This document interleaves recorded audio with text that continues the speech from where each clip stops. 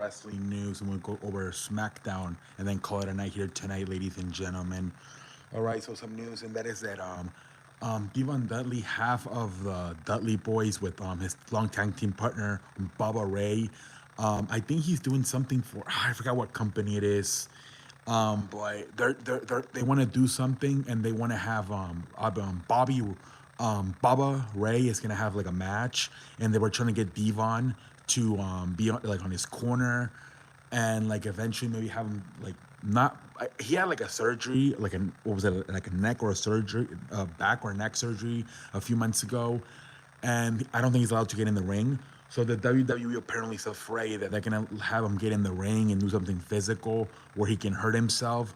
But according to this company, they're saying he's just all he's gonna do is pull a table off out from the bottom of the ring and give it to Baba Ray so he can use it in the match. But apparently Bruce Pritchard told him no, and then Triple H told him no too. And if he does it, he will be fired from WWE.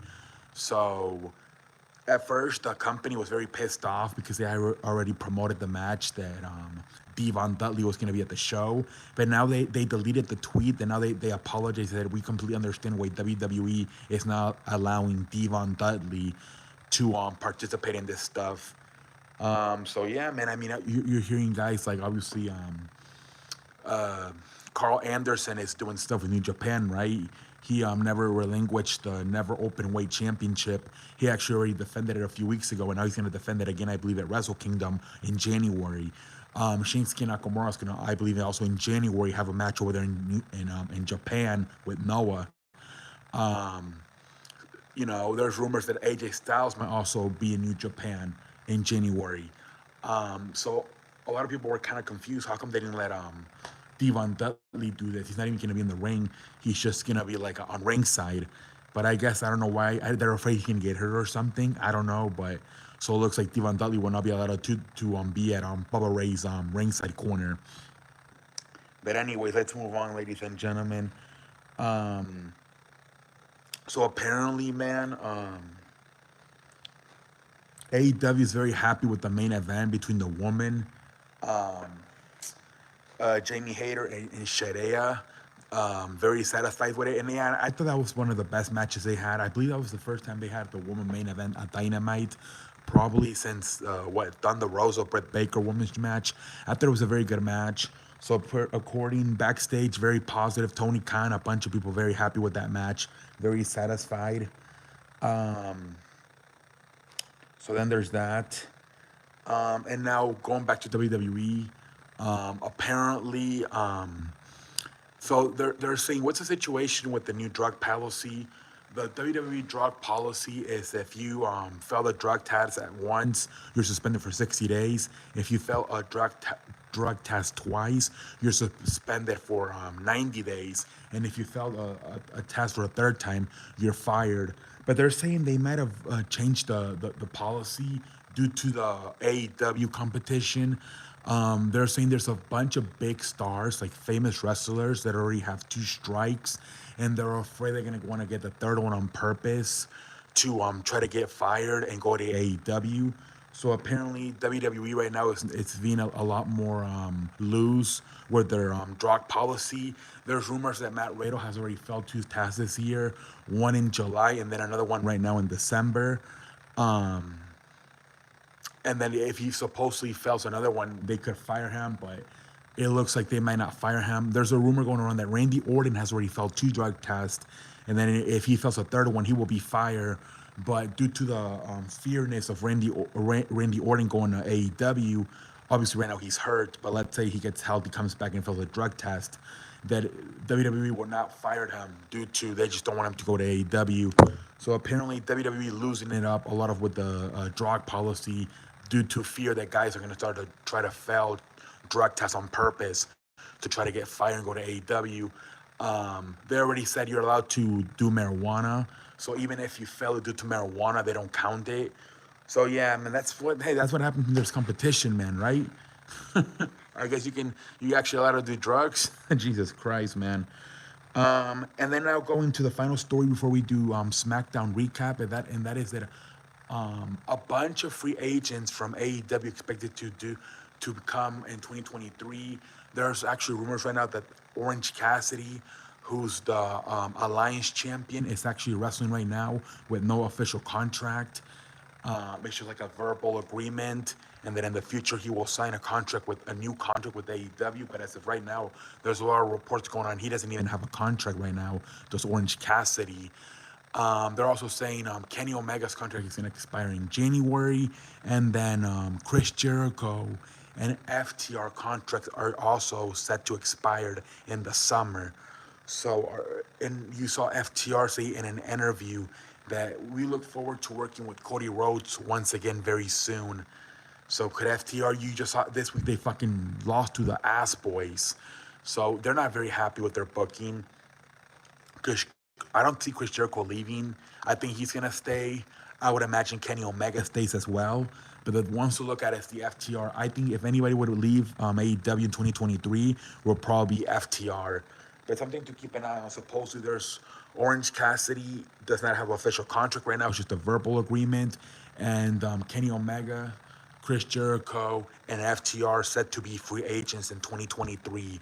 We'll see what happens, ladies and gentlemen. Um, but let's see here, more stuff. Um, no, I think it's time to do the SmackDown recap. All right, ladies and gentlemen.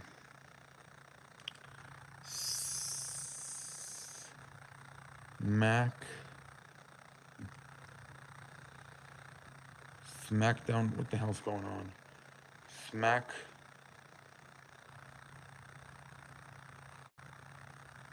SmackDown recap. Nope, that's not good.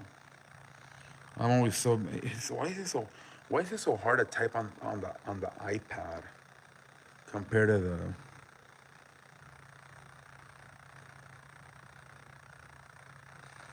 Ugh, hate this.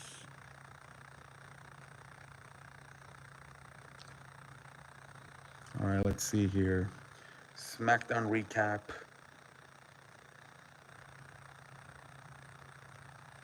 All right, so this was a Christmas edition of SmackDown, kind of corny, but it wasn't that bad, man. Once again, filmed in Chicago, just like last week. Supposedly, they filmed this show once the other SmackDown got off the air last week. So once again, one of the things is you get Roman Reigns twice, right? Because he was already there for the first taping. So right away, it starts again with the Bloodline coming out. Roman Reigns is back out again. And Sami Zayn does a very good promo, man, saying he's sick and tired of Kevin Owens being in his way, and that he's gonna take him out. He's gonna finish him at next week in the tag team match versus John Cena and Kevin Owens. You know, Roman Reigns pretty fired up. They're just pretty much promoting the match, man. And then we get the freaking Usos putting the tag team championships on the line versus the Hit Row. Hit Row has just been so bad ever since they came back. I don't know if they miss Swerve Strickland. I don't know what's going on, but especially the big guy, Top Dollar. Pendejo face for him. I think Triple H, maybe he's making a mistake by having these guys come up to the main roster. Maybe he should re-sign them and have them go back to the NXT maybe for at least a few weeks, a few months. Have them gain momentum again, and then maybe call them up. Because a lot of these guys are failing, man. Man, I don't know, man. But we'll see, man. So obviously the Usos win the match. They hit Top Dollar with the 1D.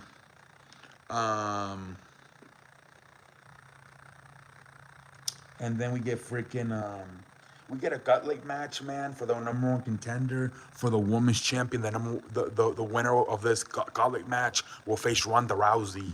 So it ends up being a bunch of women. I think first we get we get first Leah Neeks versus Emma, and Leah Nee wins the match, and then we get Tia Nox, and once again Leah Lee wins the match, and then we get Raquel Rodriguez, and Raquel Rodriguez wins, and then we get Liv Morgan. Raquel Rodriguez wins again. Then we get Sonya Deville, and once again Raquel Rodriguez wins. And then for the final time, they put in Ronda Rousey says, no, one more person, Shayna Baszler. And she beat Shayna Baszler with a roll up. So official #1 contender is Raquel Rodriguez. She will flip, I think it's next week. Is it next week or is it for the, I don't even know when the hell this is. But sometime in the future will be Raquel Rodriguez versus Ronda Rousey for the SmackDown Women's Championship. All right, whatever. Um, and then we get a Bray Wyatt promo where he just beats the hell out of the freaking cameraman. Adam Pearce and the security come out to get Bray Wyatt off the cameraman. Again, I'm pretty sure it's Uncle Howdy controlling him. Whatever. Then we get Rey Mysterio versus Angel Garza. Whatever. It was a good match. I'm not gonna lie. Rey Mysterio wins the match. So Rey Mysterio wins. Whatever.